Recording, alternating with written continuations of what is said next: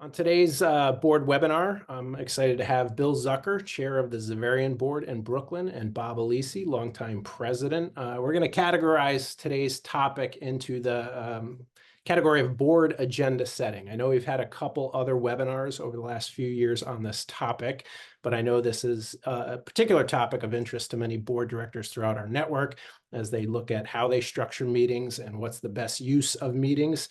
And Xaverian's doing something pretty unique. And again, as I do with all these webinars, I want to caution that I'm not saying this is the best way to structure board agendas, that it's the only way schools should be doing it. But it is unique, and it does seem to be working for Xaverian. So I thought it would be a great opportunity to share that across the network. So Bill, Bob, thank you for being a part of this. And I might just start out, at a high level. It seems like around 2022, Xaverian kind of altered, really turned upside down a little bit how they approach board meetings. So if you guys want to jump in and talk a little bit about what did you do and what was the impetus for doing it? Sure, Patrick. I'd be happy to start. And I think the point that you hit that's really key is there is no absolute best practice. It's really what the boards need individually to be able to do their fiduciary responsibility in partnership with the schools. So when I came in to take over from Brother Larry, when Bob and Brother Larry asked me to take over as chair in 22, one of the things I did was I talked to every board member in a call, just asked them what was working well, what wasn't working well, what would they like to see more. And the overwhelming response was they wanted to spend more time discussing the more strategic topics in the board. And, they said, look, we spend a lot of time on the committee reports and they always have a lot of questions. And so we don't get the depth of conversation that we really would like to see on some of the more strategic long-term topics. So based on that, I took all the feedback and went over to Bob and we started talking about what we could potentially do to not de-emphasize it all, but to basically make sure that we could still respect the committee reports, the critical information coming across, but reserve time specifically in the face-to-face sessions where we could spend 30, 40 minutes minimum on a topic that was very important to the strategic future. And then we brainstormed together, Bob and myself, and kind of came up with this split. Maybe, Bob, you want to say a little bit more about what was going through your mind at the time and how we structured the agendas? Sure, Bill. When we talked about this initially, my concern was that we were taking or looking to take additional time from the busy schedules of our trustees, and so I was a little bit nervous at first. And when Bill and I brought this to our board, I was a little bit surprised in a very happy way that there was tremendous enthusiasm. Every board member was enthusiastic about adding a separate component to review the business component of our meeting and to leave a separate face-to-face meeting time for, as Bill said, the more strategic and generative conversations that we had hoped to be able to conduct. And really, we didn't want to de-emphasize the importance of those committee reports, because a lot of tremendously important work goes on in the standing committees, the work that happens the weeks and the months prior to a full board meeting. And so we wanted to make sure that we were able to preserve that and give it its due time in the meeting itself, but not have that dominate the conversations, where much of it can be reported out in a written report form. Great, thank you. Let me pop up an actual agenda that Xaverian uses and just have you guys kind of get into a little bit more detail to highlight that structure. So for example, 2 meetings that you spread out very closely within a week of each other, first one being virtual, second one being in person. But if either one of you kind of wants to speak a little bit to the virtual meeting, just add a little bit more detail to what you're seeing there on the screen. Yeah, maybe I'll start on this one. As you can see, very first time, of course, we went through the meeting format and tried to go through what we were going to attempt to accomplish, and then, of course, assess ourselves on whether or not we achieved our objectives at the end. And you see the majority of the committee reports here: investment, advancement, facilities, governance, are all here. But one thing that's really important about this meeting is what's not on this agenda. What is not on this agenda is the education committee, because they do the sessions in the morning before the school starts, and that's an important part of the face-to-face discussion, the feedback and the experience from the students here. And generally, any of the motions that we have to handle with respect to finance and the operating plan for the year, we cover in these Zoom meetings in advance. And I'd say we've been very good to schedule overall. Everyone has asked the questions that they've needed. We've stayed within the couple of hours that we allot for the meeting, and no one has given me feedback that there's not enough time to discuss this. And feedback I've gotten is very happy that we're spending a protracted amount of time on the longer term topics. Great. And just a quick question on that. I mean, and I think this is true for any of our boards. There really has to be also an encouragement and an emphasis for all trustees. You got to do your homework ahead of time. So with these reports come the written reports, ideally, 3, 5, 7 days out, but I imagine that's something you're stressing to your board as well, to please read the reports and come prepared. Yes.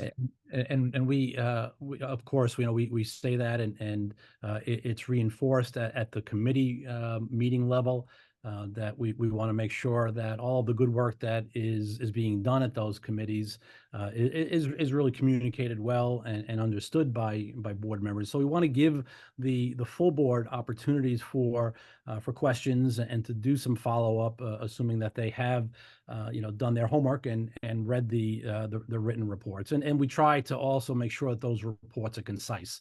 If you've got a 9-10 page committee report, there's less likelihood that a board member is going to be able to get to all of those reports prior to a meeting. So, keeping them concise, I think, is important in the whole process. Great. Yeah, I agree, Bob. And the other thing I'd say is the way we end the meetings, as you see there at the 3:55, it's topics for follow-up from the committee report. So if there's anything that requires a more in-depth discussion, then we will bring that into the face-to-face agenda at the time. But so far, over the couple of years we've been doing this, I think we've had a very high degree of success of getting to all of the required information and the discussion of these committee reports inside of the Zoom meetings. Great. And so let's look at agenda number 2. So this is the in-person meeting that follows a couple days later. If you guys want to speak a little bit to the difference that we see here. I'll jump in on that, and it's to follow up on what Bill had said earlier.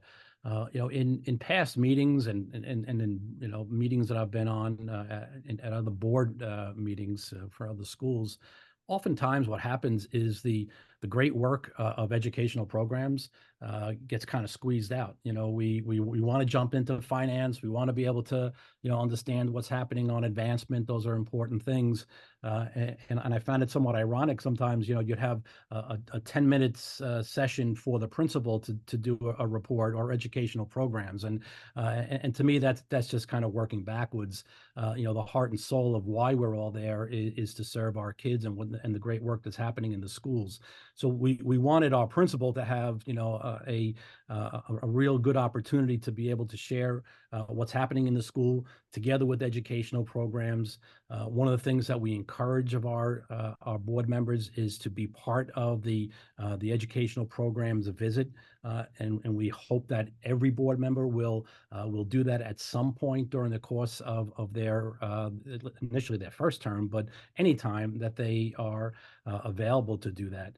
So we wanted to highlight that and give it more time and more prominence in the face-to-face component to allow what's really happening in the school to be communicated to full board members. For me, of course, I think probably the most enjoyable part of the board meeting is the opening prayer. And we spend a lot of time, probably more time on that. In this case, we allotted 15 minutes for that. There are times where the opening prayer will go 20-25 minutes because we bring a group of students in each board meeting to lead us in prayer. We worked together a few weeks prior with campus ministry to put together a prayer service based on the themes that I think are important for that particular meeting. And then we let our kids speak, and the kids get very much involved in creating that prayer service, giving reflections to the board, and then sticking around to answer some questions that board members have of the students. And I think for most of us, it's the highlight of the meeting to be able to be reminded of why we're all there. And so we like that part of the face-to-face because it sets the right tone for our future discussions. I would echo that completely. Having been to many Xaverian board meetings, yes, the intentionality you bring in that opening prayer is fantastic. And we continue to stress that all trustees and directors throughout the Xaverian network really need to own the mission. And we need to be leveraging that opening prayer as a formational opportunity, not just some passive, quick 30-second prayer and then, hey, we're on to the finance report. So I'll echo that and stress that. And not to be lost, the other bookend to what we see here, the meeting adjourned, cocktails and dinner. Again, this is a piece that, aside from the fact that it's always an outstanding meal from a top-end cook that you all have, but really the importance of this is we stress the enduring personal relationships in our network, and trustees really need to come to know each other outside of the business of the meeting.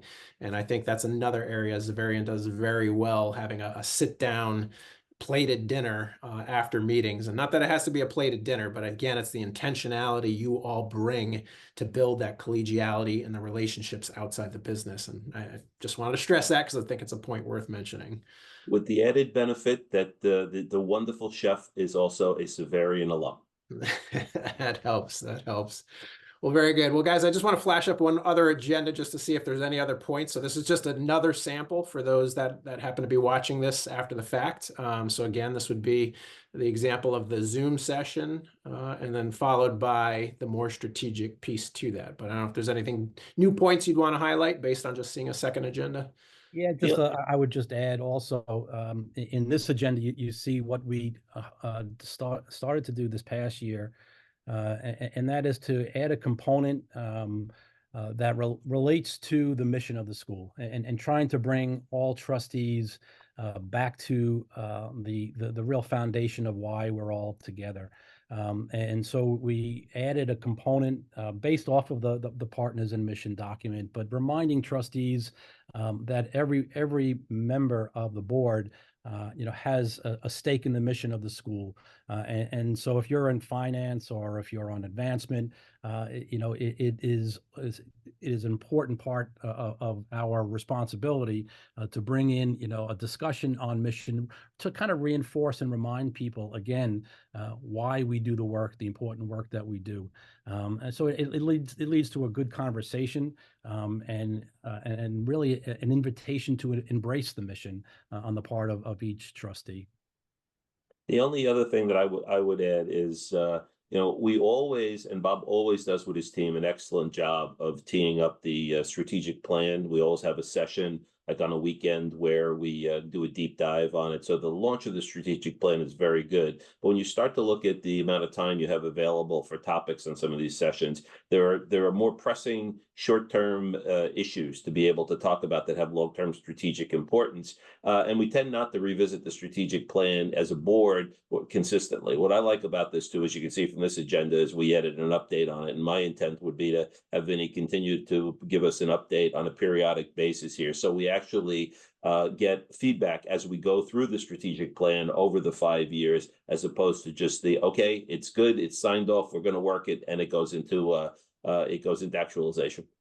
Yeah, I love that point. I mean, that's for all the strategic planning I've seen throughout Catholic schools. I've seen institutions put in all this tremendous effort, collaborative effort to build the plan, and then you never hear about it again, and the board never gets updates about it. Some places it collects dust, other times it's just the lack of communication between the board and admin team in terms of progress on it. So I applaud you guys. Yeah, in our case, I mean, the team works incredibly hard on it. We did the summary of the last strat plan after I came back in, and it's clear there's a lot of progress made. It really just becomes a question of whether it's pressing from a communication standpoint, whether it's a pressing issue versus the other ones that we have to talk about, like with expansion and other topics like that.